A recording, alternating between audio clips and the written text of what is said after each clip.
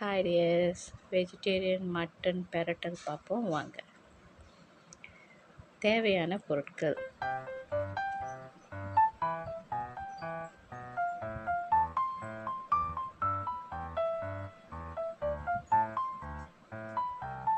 Okay, இப்போ நீங்கள் பார்த்தீங்கல்ல நம்மளோட தேவையான பொருட்கள் என்னன்னு, அது எல்லாத்தையும் நீங்கள் ப்ரிப்பேர் பண்ணிக்கிங்க.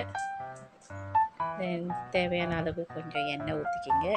ஸோ நான் எல்லாம் தேவையான அளவு தான் போடுவேன். எனக்கு கணக்கு சொல்ல தெரியாது எத்தனை ஸ்பூனு எத்தனை இதுன்னு. அந்த அந்த குவான்டிட்டிக்கு தகுந்த மாதிரி ஆடிங் பண்ணிக்கிங்க. தென் ஓகே, அடுத்து நம்ம என்ன பண்ண போகிறோம்னாக்கா, நம்மளுடைய பட்டை, லவங்கம், பிரியாணி இலை இதெல்லாம் எடுத்து வச்சுருந்தோம்ல, அதெல்லாம் எண்ணெயில் போட்டு கொஞ்ச நேரம் நல்லபடியாக நம்ம வதக்க போகிறோம். கொஞ்சமாக வதக்கினதுக்கப்புறம் அது படீர்னு வெடிக்கும் பாருங்கள். அந்த நேரத்தில் நீங்கள் என்ன பண்ணுங்கள், வெங்காயத்தை எடுத்து அதில் போட்டுருங்க. ஸோ கொஞ்ச நேரம் வெயிட் பண்ணுவோம் வெங்காயம் போட்ட வரைக்கும்.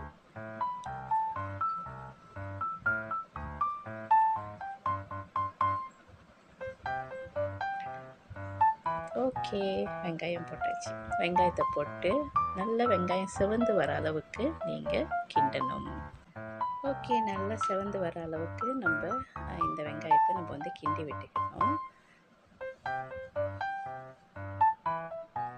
சைவ ஆடு நீங்கள் பார்த்தீங்கன்னாக்கா, நம்ம மலேசியாவில் நிறைய பிராண்ட் விற்கிறாங்க.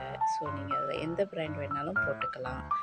பட் அதை நல்லா பொரிச்சிட்டு போட்டு நீங்கள் பெரட்டல் செஞ்சிங்கன்னா கொலன்னு இல்லாமல் நல்லா கொஞ்சம் ஸ்டிஃபாக சாப்பிட்றதுக்கு, அதில் கறியும் நம்மளோட அந்த பேஸ்ட்டும் அது வந்து உறிஞ்சி நல்லாயிருக்கும் சாப்பிட்றதுக்கு. அதனால் நான் பொதுவாக சைவ பொருட்கள் எது சமைச்சாலும் நான் பொரிச்சிட்டு தான் சமைப்பேன்.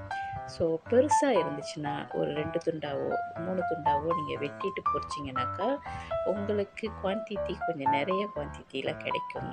அண்ட் அதோட ஸ்ட்ரக்சரில் அந்த கறிங்கள்லாம் போய் சேர்றதுக்கும் ஊறுறதுக்கும் அது கொஞ்சம் நல்லாயிருக்கும். பெருசாக இருந்துச்சுன்னா சீக்கிரம் குழஞ்சிட்ற மாதிரி சரியாக உள்ளுக்குள்ளே கறிங்கள்லாம் பூராது.